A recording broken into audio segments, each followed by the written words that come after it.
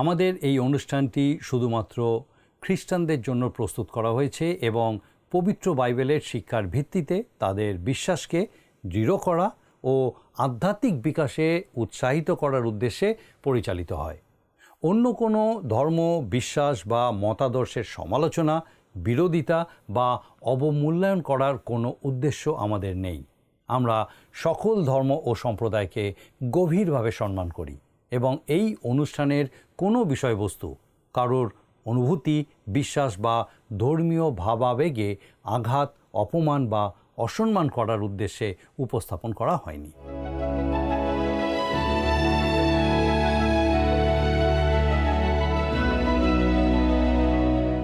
নমস্কার প্রিয় বন্ধু, জীবনবাণীর আরও একটি নতুন পর্বে আপনাকে স্বাগত জানাই। আশা করি ঈশ্বরের অনুগ্রহে আপনি ভালো আছেন। গত পর্বে আমরা দেখেছি ঈশ্বর ইসরায়েল জাতিকে সিয়ন পর্বতে নিয়ে এসে তার বিশেষ প্রজা হিসাবে প্রস্তুত করেছিলেন। সেখানে তিনি মেঘগর্জন, বিদ্যুৎ, আগুন এবং তুরীর আওয়াজের মধ্যে দিয়ে তার পবিত্রতা, শক্তি ও মহিমা প্রকাশ করেছিলেন। আজকের পর্বে আমরা যাত্রা পুস্তক 20 অধ্যায় নিয়ে আলোচনা করব, যেখানে দেখব ঈশ্বর তার 10 আজ্ঞা দেবেন।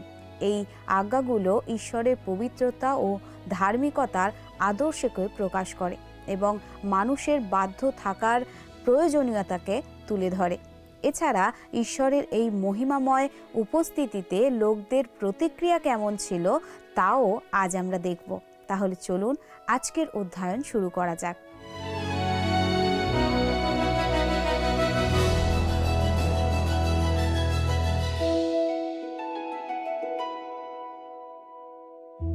আমার বিশ্বাস পবিত্র বাইবেল থেকে আমাদের এই যে ধারাবাহিক অধ্যয়ন অনুষ্ঠান, এখানে আপনি আমাদের সঙ্গে নিয়মিত উপস্থিত আছেন। আর আপনি জানেন যে আমাদের গত পর্বে আমরা দেখেছি ইসরায়েল জাতি মিশর দেশ থেকে বার হওয়ার 2 মাস পর তৃতীয় মাসের প্রথম দিনে সিনয় প্রান্তরে তারা উপস্থিত হলো। সেখানে পর্বতের সামনে তারা শিবির স্থাপন করেছিল। সেখানে ঈশ্বর তাদের সামনে একটা সুযোগ রেখেছিলেন। হয় তারা ঈশ্বরের পরিচালনায় যেমন চলছে সেইভাবে চলবে, অথবা ঈশ্বর তাদের চলবার জন্য ব্যবস্থা দেবেন। আর আমরা দেখেছি তারা ঈশ্বরের অনুগ্রহের বদলে ব্যবস্থাকে স্বীকার করে নিয়েছিল।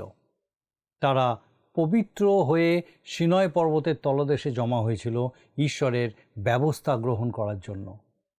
তারা অত্যন্ত ভীত ও কম্পমান ছিল। যাত্রা পুস্তক 20 অধ্যায়ে আমরা দেখব ঈশ্বর তাদেরকে সেই ব্যবস্থা দিচ্ছেন।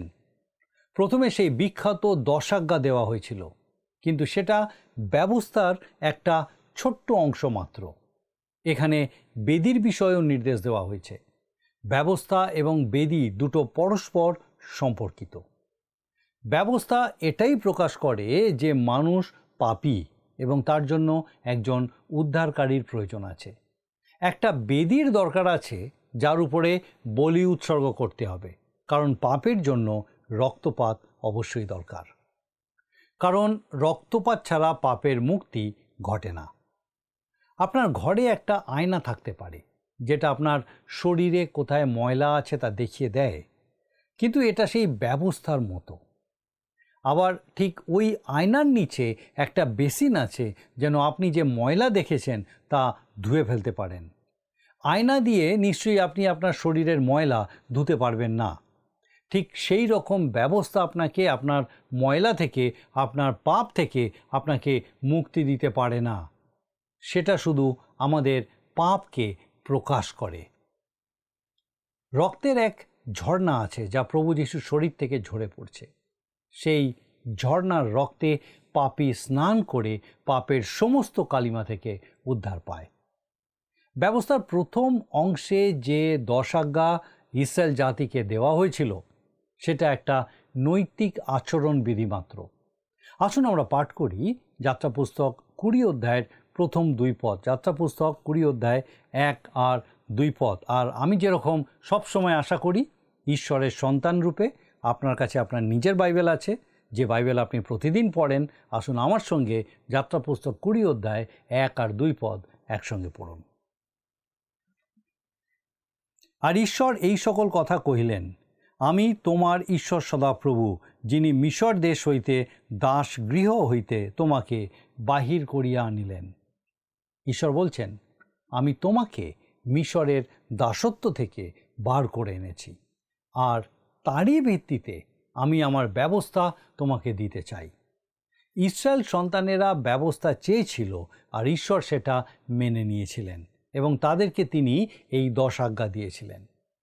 এই 10 আজ্ঞা নিয়ে আমাদের আলোচনা করার আগে কতগুলো বিষয় আমাদেরকে লক্ষ্য রাখতে হবে।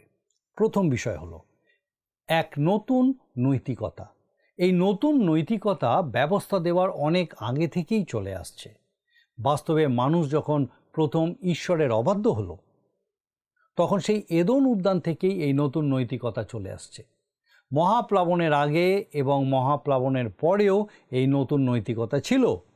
এখন আর এটা নতুন নয়। আমরা এখন নিজেদেরকে বেশ মার্জিত, পরিশুদ্ধ পাপী হিসেবে ভাবতে পছন্দ করি, কিন্তু আসলে আমরা তা নই। আমরা সেই আদিম, অপরিশোধিত, প্রকৃতিগত পাপী। 10 আজ্ঞা আমাদের সামনে ঈশ্বরের মানদণ্ডকে প্রকাশ করে। ঈশ্বরের এই 10 আজ্ঞা নিয়ে আমরা ছেলে খেলা করে পার হয়ে যাব না। একটা ছোট্ট দ্বীপে অপরাধীদের জন্য একটা কবরখানা ছিল। সেখানে একটা কবরের উপরে লেখা ছিল, এখানে জন স্মিথের মৃতদেহ শায়িত আছে। সে তার স্রষ্টার বিরুদ্ধাচরণ করেছিল এবং 10 আজ্ঞা নিয়ে ফুটবল খেলেছিল। আর 35 বছর বয়সেই এই পৃথিবী ছেড়ে চলে গেল। শুধু তার মা এবং তার স্ত্রী তার জন্য কাঁদছে। সে শান্তিতে থাকুক। কবরের উপরে খোদিত এই লেখা প্রকাশ করে যে একটা লোক ব্যবস্থাকে কলুষিত করতে চেয়েছিল। কোনো মানুষ 10 আজ্ঞা নিয়ে ছেলে খেলা করতে পারে না, আর যদি করে তবে ঈশ্বরের শাস্তি এড়াতে পারবে না। আমরা যারা ঈশ্বরের অনুগ্রহের বিষয় প্রচার করি, অনেক সময় আমাদের বিরুদ্ধে বলা হয় যে আমরা ঈশ্বরের যে ব্যবস্থা তার উপরে যথেষ্ট গুরুত্ব দিই না। আমাদের বিরুদ্ধে এই অভিযোগ আনা হয় যে আমরা ঈশ্বরের ব্যবস্থাকে পছন্দ করি না, প্রত্যাখ্যান করি এবং এই শিক্ষা দিই যে যেহেতু আমরা ব্যবস্থার দ্বারা পরিত্রাণ পাইনি, তাই এটাকে ইচ্ছামতো লঙ্ঘন করা যায় এবং ব্যবস্থা না মানলেও শাস্তি হয় না। কিন্তু এটা ঠিক নয়। বরং যারা ঈশ্বরের অনুগ্রহের বিষয়ে শিক্ষা দেয় এবং যারা জানে বিশ্বাসের দ্বারা পরিত্রাণের অর্থ কী, সেই সব প্রচারক সবসময় ঈশ্বরের ব্যবস্থার যে গৌরব তা উপলব্ধি করেন। সাধু পৌল রোমিওদের প্রতি তার পত্রের 6 অধ্যায় প্রথম 2 পদে এই প্রশ্নের উত্তর দিয়েছেন। আসুন পাঠ করি রোমিও 6 অধ্যায় 1 আর 2 পদ। তবে কি বলিব, অনুগ্রহের বাহুল্য যেন হয়, এই নিমিত্ত কি পাপে থাকিব? তাহা দূরে থাকুক। আমরা তো পাপের সম্বন্ধে মরিয়াছি, আমরা কি প্রকারে আবার পাপে জীবনযাপন করিব? আপনি যদি ভাবেন যে আপনি পাপে জীবনযাপন করবেন এবং আপনার ইচ্ছে মতন 10 আজ্ঞা লঙ্ঘন করবেন, তাহলে জেনে রাখুন আপনি ঈশ্বরের অনুগ্রহে উদ্ধার লাভ করেননি। যখন আপনি প্রকৃত উদ্ধার পাবেন, তখন আপনি সবসময় ঈশ্বরকে সন্তুষ্ট করতে চাইবেন। আর সেই জন্য ওই 10 আজ্ঞার মধ্যে ঈশ্বরের যে ইচ্ছা প্রতিফলিত হয়েছে, আপনি তা পালন করতে চাইবেন। সুতরাং আমি বিশ্বাস করি সমস্ত বাইবেল শিক্ষক ঈশ্বরের এই 10 আজ্ঞার প্রতি গভীর শ্রদ্ধা ও সম্মান পোষণ করে থাকেন। আমরা গীতরচক দাউদের মতো বলি, আমি তোমার ব্যবস্থা কেমন ভালোবাসি, তাহা সমস্ত দিন আমার ধ্যানের বিষয়। গীতসংহিতা 119-এর গীত, তার 97 পদ। এখন প্রশ্ন হলো, এই ব্যবস্থা কি? ব্যবস্থার সংজ্ঞা দিতে গিয়ে কোনো একজন বলেছিলেন এটা ঈশ্বরের মনের প্রতিফলন। আমার মনে হয় এই সংজ্ঞার মধ্যে কিছু ত্রুটি আছে। মানুষের কি করা উচিত সেই বিষয়ে ঈশ্বরের মনের প্রকাশ হলো ব্যবস্থা। ব্যবস্থার মধ্যে ঈশ্বরের অনুগ্রহ বা দয়ার কোনো বিষয় নেই। ব্যবস্থা ঈশ্বরের পবিত্র ইচ্ছার প্রকাশ। গীতরচক বলছেন, সদাপ্রভুর ব্যবস্থা সিদ্ধ, প্রাণের স্বাস্থ্যজনক।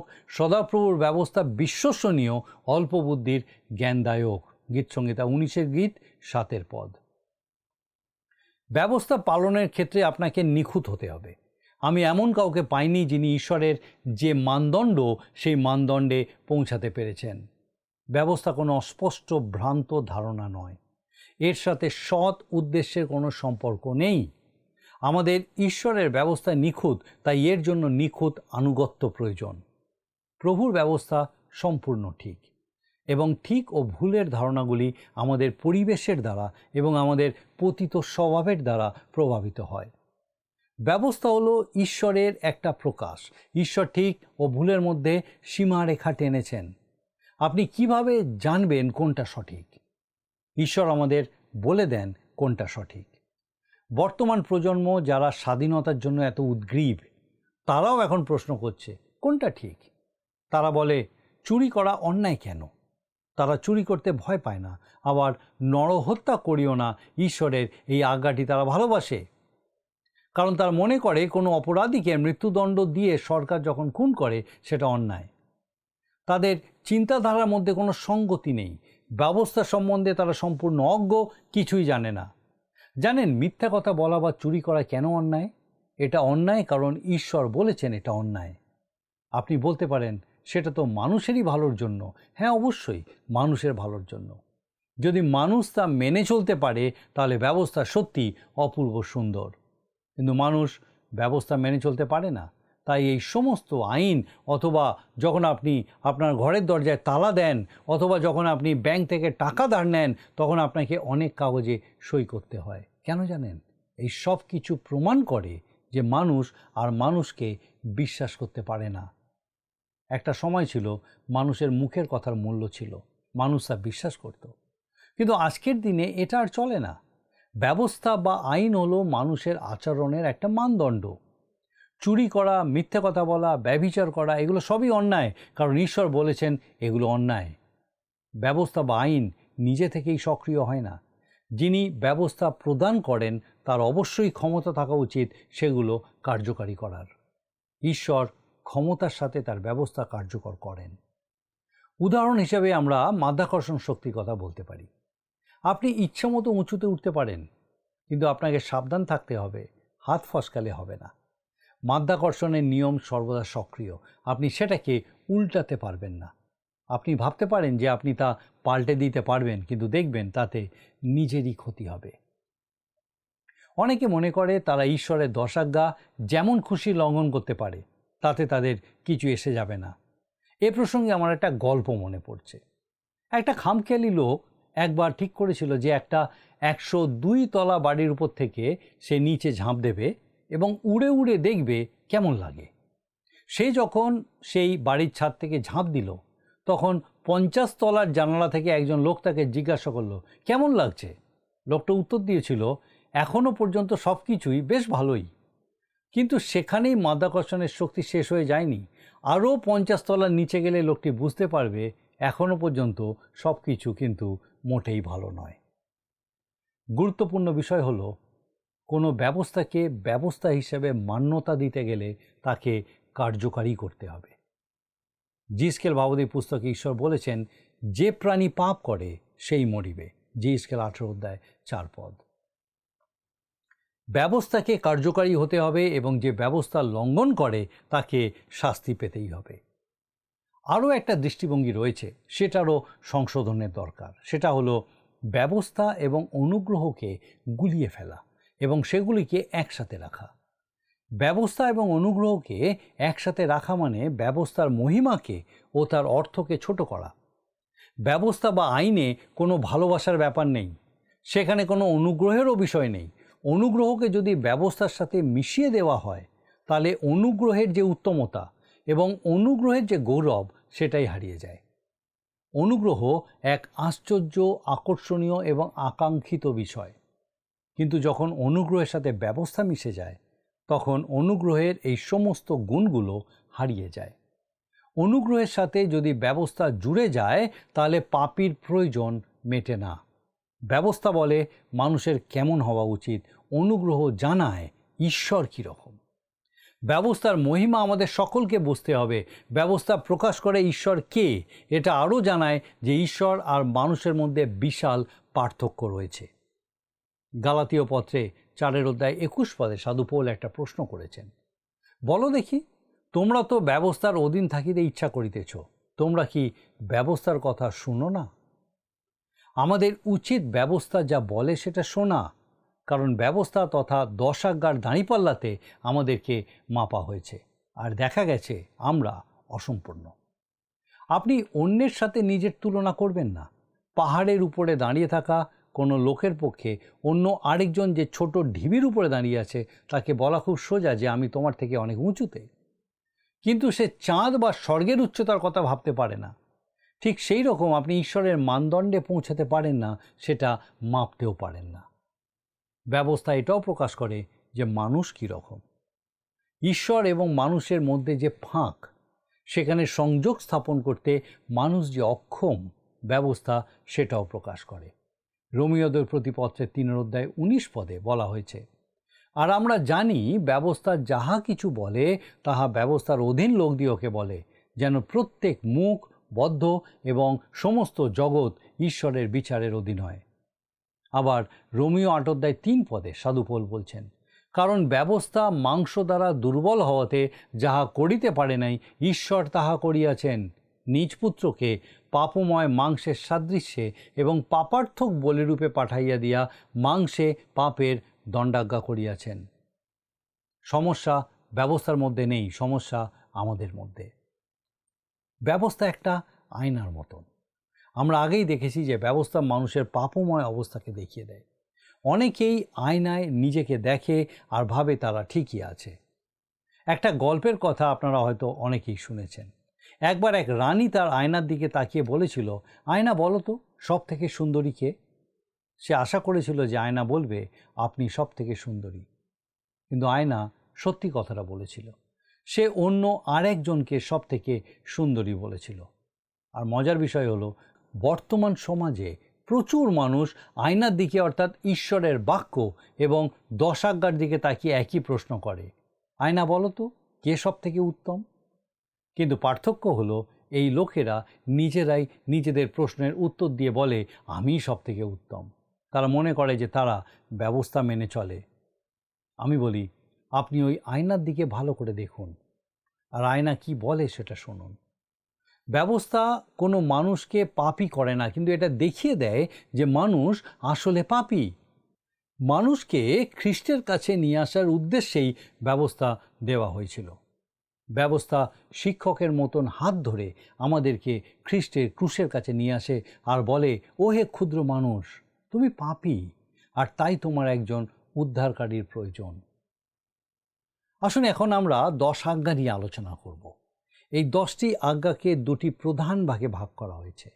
একটা অংশ ঈশ্বরের সাথে মানুষের সম্পর্কের বিষয়, আর অন্য অংশটা মানুষের সাথে মানুষের সম্পর্কের বিষয়। আসুন আমরা পাঠ করি যাত্রা পুস্তক 20 অধ্যায় তার 3 পদ। আমার সাক্ষাতে তোমার অন্য দেবতা না থাকুক। ঈশ্বর বহুত্ববাদের অর্থাৎ একাধিক ঈশ্বরে বিশ্বাস করার বিষয়টিকে নিন্দা করছেন। নাস্তিকতার বিরুদ্ধে কোনো অনুশাসন নেই, কারণ সেই যুগে কেউ নাস্তিক ছিল না। কারণ সেই সময় মানুষ ঈশ্বরের আদি সৃষ্টি এবং তার প্রকৃত প্রকাশের খুব কাছাকাছি ছিল। রাজা দাউদের সময় থেকেই প্রথম নাস্তিকদের আবির্ভাব ঘটতে শুরু করে এবং তাদেরকে মূর্খ বলে অভিহিত করা হয়। গীতসংহিতা 53 গীত 1 পদে রাজা দাউদ বলছেন, মূঢ় মনে মনে বলিয়াছে ঈশ্বর নাই, তাহারা নষ্ট, তাহারা ঘৃণার্য, অধর্ম করিয়াছে, সৎকর্ম করে এমন কেহই নাই। বর্তমান সময়ে একজন নাস্তিক যে কেউ হতে পারেন। তারা বুদ্ধিজীবী, বুদ্ধিমান, কিন্তু ঈশ্বর বলেন তারা মূর্খ। বর্তমান সময়ে নাস্তিকের সংখ্যা প্রচুর, কারণ আমরা সেই প্রকৃত সৃষ্টি থেকে, ঈশ্বরের প্রকৃত প্রকাশ থেকে এবং আমাদের উৎপত্তি থেকে আজ অনেক দূরে। আর মানুষ তার সেই প্রকাশকে, তার জীবন্ত বাক্যকে মেনে নিতে পারে না, গ্রহণও করে না। ইসরায়েল সন্তানদের উদ্দেশ্যে ঈশ্বর বলেছিলেন, আমার সাক্ষাতে তোমার অন্য দেবতা না থাকুক। সেই সময় ইসরায়েল জাতির পক্ষে ভারসাম্য রক্ষা করা খুব কঠিন ছিল, তাই ঈশ্বর তাদেরকে এইভাবে নির্দেশ দিয়েছিলেন। সেই সময় আরও অনেক কিছুর আরাধনা করা লোকেরা পছন্দ করত, আর বর্তমান সময়ে লোকেদের পছন্দের বিষয় হলো কোনো ঈশ্বরের আরাধনা না করা। ভাবলে অবাক হয়ে যেতে হয় কিভাবে সব কিছু উল্টো দিকে চলছে। কিন্তু গুরুত্বপূর্ণ বিষয় হলো ঈশ্বর বহুত্ববাদের নিন্দা করছেন। রোমীয় 1 অধ্যায় 21 থেকে 25 পদে সাধু পৌল এই বিষয়টিকে আরও ভালোভাবে বলেছেন। তিনি বলেছেন, কারণ ঈশ্বরকে জ্ঞাত হইয়াও তাহারা তাহাকে ঈশ্বর বলিয়া তাহার গৌরব করে নাই, ধন্যবাদও করে নাই, কিন্তু আপনাদের তর্কবিতর্কে অসার হইয়া পড়িয়াছে এবং তাহাদের অবোধ হৃদয় অন্ধকার হইয়া গিয়াছে। আপনাদিওকে বিজ্ঞ বলিয়া তারা মূর্খ হইয়াছে এবং ক্ষয়নীয় মনুষ্যের ও পক্ষীর ও চতুষ্পদের ও সরীসৃপের মূর্তি বিশিষ্ট প্রতিকৃতির সহিত অক্ষয় ঈশ্বরের গৌরব পরিবর্তন করিয়াছে। এই কারণ ঈশ্বর তাহাদিওকে আপন আপন হৃদয়ের নানা অভিলাষে এমন অসুচিতায় সমর্পণ করিলেন যে তাহাদের দেহ তাহাদিওকেতে অনাদৃত হইতেছে। কারণ তাহারা মিথ্যার সহিত ঈশ্বরের সত্য পরিবর্তন করিয়াছে এবং সৃষ্ট বস্তুর পূজা ও আরাধনা করিয়াছে, সেই সৃষ্টিকর্তার নয়, যিনি যুগে যুগে ধন্য। আমেন। আসুন এবারে আমরা পাঠ করি যাত্রা পুস্তক 20 অধ্যায় 4 এবং 5 পদ। তুমি আপনার নিমিত্তে খোদিত প্রতিমা নির্মাণ করিও না। উপরিস্থ স্বর্গে, নিচস্থ পৃথিবীতে ও পৃথিবীর নিচস্থ জলমধ্যে যাহা যাহা আছে তাহাদের কোনো মূর্তি নির্মাণ করিও না। তুমি তাহাদের কাছে প্রণিপাত করিও না এবং তাহাদের সেবা করিও না, কেননা তোমার ঈশ্বর সদাপ্রভু আমি সগৌরব রক্ষণে উদ্যোগী ঈশ্বর। আমি পিতৃগণের অপরাধের প্রতিফল সন্তানদিগের উপরে বর্তাই, যাহারা আমাকে দেশ করে তাহাদের তৃতীয় চতুর্থ পুরুষ পর্যন্ত বর্তাই। কেউ কেউ মনে করে এই অংশটা আমাদের জন্য বর্তমানে আর প্রযোজ্য নয়। কলসীয়দের প্রতি পত্রের 3 অধ্যায় 5 পদে লেখা আছে, লোভ হলো প্রতিমা পূজা। যখন আপনি কোনো কিছুর প্রতি অন্ধভাবে নিজেকে সম্পূর্ণ সঁপে দেন, তখন সেটাই আপনার দেবতা হয়ে ওঠে। প্রাচীন গ্রিক এবং রোমানদের মদ্যপান ও আমোদ প্রমোদের দেবতা ছিল ব্যাকাস। অনেকেই হয়তো এই দেবতার আরাধনা করে না, কিন্তু তারা তাদের মদের বোতলের আরাধনা করে। সর্বত্রই মদ্যপায়ীদের সংখ্যা দিন দিন বেড়ে চলেছে। কেউ বুঝুক আর না বুঝুক, মদ এবং আমোদ প্রমোদের দেবতা বাকাসের আরাধনা তারা করেই চলেছে। আবার অনেকেই যৌনতার দেবতা এফ্রোডাইটের আরাধনা করে চলেছে। আবার অনেকে ধন সম্পত্তির আরাধনা করে চলেছে। যা কিছুর প্রতি আপনি আপনার সময়, আপনার চিন্তা, আপনার মন প্রাণ ঢেলে দেবেন, সেটাই আপনার ঈশ্বর হয়ে দাঁড়াবে। ঈশ্বর বলছেন, তার সামনে আমাদের যেন অন্য কেউ না থাকে। আসুন পাঠ করি 7 পদ, 20 অধ্যায় 7 পদ। তোমার ঈশ্বর সদাপ্রভুর নাম অনর্থক লইও না, কেননা যে কেউ তাহার নাম অনর্থক লয়, সদাপ্রভু তাহাকে নির্দোষ করিবেন না। ঈশ্বরের নাম অনর্থক নেওয়ার অর্থ হলো ঈশ্বরের নিন্দা করা। আর আমাদের সময় এটা খুব প্রকটভাবে আমরা দেখতে পাই। কিন্তু তার আজ্ঞা একই রকম আছে। অনর্থক তার নাম নেওয়া উচিত নয়, কারণ তিনি ঈশ্বর এবং তিনি পবিত্র। অনর্থক ঈশ্বরের নাম নেওয়া দুর্বল শব্দভাণ্ডারের পরিচয়। অনেকেই গালাগালি বা অশ্লীল শব্দ ব্যবহার না করে নিজেদের ভাব প্রকাশ করতে পারে না। ঠিক একইভাবে অনেকে সাধারণ কথাবার্তায় উপযুক্ত শব্দ ব্যবহার না করতে পেরে ঈশ্বরের নামকে ব্যবহার করে। অপ্রয়োজনে বা মিথ্যা কথা বলার জন্য ঈশ্বরের নামকে ব্যবহার করে। এক ব্যক্তি বলছিলেন, প্রভু যিশুকে গ্রহণ করার পর তিনি লক্ষ্য করেছিলেন যে অনেক শব্দ তার শব্দভাণ্ডার থেকে হারিয়ে গেছিল, অর্থাৎ সেগুলিকে তিনি আর ব্যবহার করতেন না। ঈশ্বরের নাম পবিত্র। অপ্রয়োজনে অথবা মন্দ উদ্দেশ্যে তার নাম ব্যবহার করা উচিত নয়। আমাদের আজকের আলোচনা আমাদেরকে এখানেই শেষ করতে হবে। আমি নিশ্চিত আমাদের আজকের আলোচনায় আপনি ঈশ্বরের ব্যবস্থা এবং তার আজ্ঞার গুরুত্ব উপলব্ধি করতে সমর্থ হয়েছেন।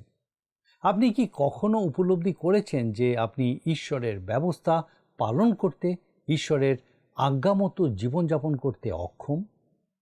যেদিন আপনি সেটা বুঝবেন, সেদিনই ব্যবস্থা আপনার জীবনে কার্যকারী হবে। কারণ ব্যবস্থা আমাদেরকে দেখিয়ে দেয় যে আমরা দুর্বল, আমরা পাপী, আমরা ঈশ্বরের সেই মানদণ্ডে কখনোই পৌঁছাতে পারি না।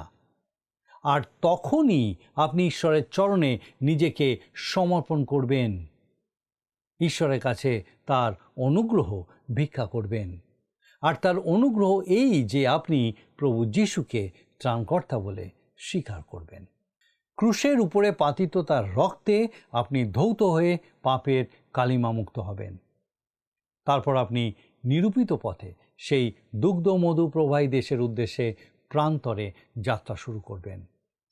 আমার প্রার্থনা, যদি আপনি ইতিমধ্যে সেই যাত্রা শুরু করেছেন, তাহলে ঈশ্বর আপনার সহবর্তী থাকুন, যেন আপনি সেখানে পৌঁছাতে পারেন। আমার বিশ্বাস মহান ঈশ্বর আরেকবার বিশেষভাবে তার জীবন্ত বাক্য দ্বারা আপনার সঙ্গে কথা বলতে পেরেছেন। আপনি ঈশ্বরের সন্তান, আর তার সন্তান রূপে ঈশ্বর চান যেন আপনি তার রব শুনতে সমর্থ হন। তিনি আপনাকে তার এই জীবন্ত বাক্যের মধ্যে দিয়ে খুব পরিষ্কারভাবে বলতে চেয়েছেন। তিনি যে ব্যবস্থা দিয়েছেন, এই ব্যবস্থা আমাদেরকে দেখায় তিনি কে, কিন্তু তিনি অনুগ্রহ দিয়েছেন যেন আমরা এই ব্যবস্থা মেনে চলতে পারি, এই ব্যবস্থার পালন করতে পারি আমাদের জীবনের মধ্যে দিয়ে। তার অনুগ্রহে, তার দয়ায়, তার সান্নিধ্যে, তার সহভাগিতায় যে রকম জীবন তিনি চান যেন সেই রকম জীবনযাপনের মধ্যে দিয়ে আমরা তার গৌরব করতে পারি।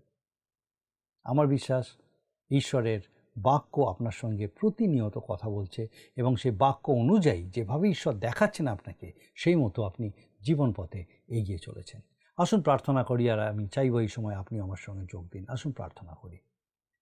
পরম করুণাময় স্বর্গীয় পিতা ও প্রভু, তোমার ধন্যবাদ, তোমার স্তুতি করি, তোমার গৌরব করি যে তোমার পবিত্র পরাক্রমে পিতাব তুমি এই সুযোগ আমাদের জীবনে আরেকবার দিলে যে তোমার জীবন্ত বাক্য দ্বারা আমাদের সঙ্গে আরেকবার কথা বললে। ধন্যবাদ দিয়ে আমাদের সেই প্রত্যেক দর্শক বন্ধুর জন্য বিশেষ করে প্রার্থনা করি প্রভু, তোমার সেই প্রত্যেক ভক্ত সন্তানকে বিশেষভাবে তুমি তোমার আশীর্বাদে পূর্ণ করো। তোমার পবিত্র পরাক্রমে পিতা, যদি এই সময় কেউ অসুস্থ আছে বা কেউ কোনোভাবে হয়তো কোনো রকম কঠিন সমস্যার মধ্যে দিয়ে যাচ্ছে, প্রার্থনা করি প্রভু যেন তারা তোমার সেই জ্ঞান, তোমার বুদ্ধি যাচনা করে, জাগতিকতায় নয় কিন্তু প্রভু তোমার জ্ঞানে, তোমার প্রজ্ঞায় যেন সেই সমস্ত বিষয়ের প্রতি দেখতে সমর্থ হয় যে কিভাবে তুমি চাও তারা সেই প্রত্যেক বিষয়ের মধ্যে দিয়ে এগিয়ে যাক, এবং প্রভু এই বিশ্বাসে যেন স্থির থাকে যে প্রভু তুমি তাদের ধরে রেখেছো, তাদেরকে তুমি বহন প্রতিপালন করে নিয়ে চলেছ। হয়তো অসুস্থতা এতটাই যে শারীরিক যন্ত্রণা, কষ্ট অতিরিক্ত, প্রভু প্রার্থনা করি তোমার পবিত্র পরাক্রমে, তোমার অনুগ্রহে, তোমার সেই আরোগ্যতা সেই অসুস্থ শরীরকে উপলব্ধি করতে সাহায্য করো। সেই কঠিন বিষয়ের মধ্যে থেকে সেই পরিবারকে বেরিয়ে আসতে সাহায্য করো। সে প্রত্যেক ব্যক্তিকে হতাশা, নিরাশা থেকে পিতাগো তোমার সেই জীবন্ত প্রত্যাশার দিকে এগিয়ে আসতে সাহায্য করো। স্বর্গীয় পিতা, আমাদের সেই প্রত্যেক দর্শক বন্ধু, তাদের পরিবার পরিজন প্রত্যেককে এইভাবে তোমার পবিত্র অনুগ্রহে আরও উত্তরোত্তর তোমাদের বৃদ্ধি পেতে সাহায্য করো। তোমার করুণায় পূর্ণ রাখার প্রত্যেকের সকল ভার নাও। তোমার যিশু নামে ভিক্ষা দয়া করে শ্রবণ ও গ্রহণ করো। আমেন।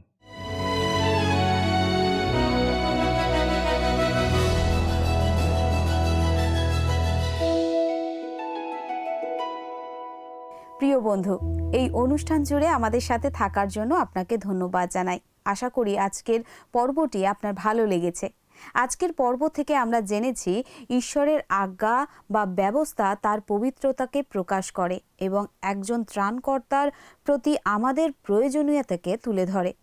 10 আজ্ঞা মানুষের আচরণের জন্য ঈশ্বরের নিখুঁত আদর্শকে স্থাপন করে, যা আমাদের মনে করিয়ে দেয় যে কেউ নিজের চেষ্টায় ধার্মিকতা অর্জন করতে পারে না। আমরা এটিও শিখেছি যে একমাত্র ঈশ্বরই আমাদের সর্বোচ্চ ভক্তি ও আরাধনার যোগ্য। মানুষের হৃদয়ে ঈশ্বরের জায়গা অন্য যে কোনো কিছু নিয়ে নিলেই তা প্রতিমায় পরিণত হয়। আগামী পর্বে আমরা যাত্রা পুস্তক 20 অধ্যায়ের বাকি অংশ নিয়ে আলোচনা করব, যেখানে আমরা দেখব ঈশ্বরের উপস্থিতিতে লোকদের প্রতিক্রিয়া কেমন ছিল এবং যজ্ঞবেদী তৈরির বিষয়ে তার নির্দেশনা কী ছিল। ঈশ্বরের আশীর্বাদে পূর্ণ থাকুন, প্রার্থনা করুন। নমস্কার। প্রিয় বন্ধু, আসুন আমরা আজকের প্রশ্নোত্তরে আসি। গতকালের প্রশ্নের উত্তর হল অপশন বি, অনুগ্রহ। আজকের প্রশ্ন, ঈশ্বর কিসের মূর্তি তৈরি করতে বলেছেন? অপশন এ, স্বর্গের কোনো কিছুর। অপশন বি, পৃথিবীর কোনো কিছুর। অপশন সি, পৃথিবীর নিচস্থ জলের কোনো কিছুর। অপশন ডি, কোনো কিছুরই না। প্রিয় বন্ধু, এই প্রশ্নের উত্তর আগামীকাল সন্ধ্যে 6টার মধ্যে option A, B, C, D সহকারে আপনার নাম ও সম্পূর্ণ ঠিকানা সহ 9433497235 এই নাম্বারে SMS বা হোয়াটসঅ্যাপে লিখে পাঠাবেন।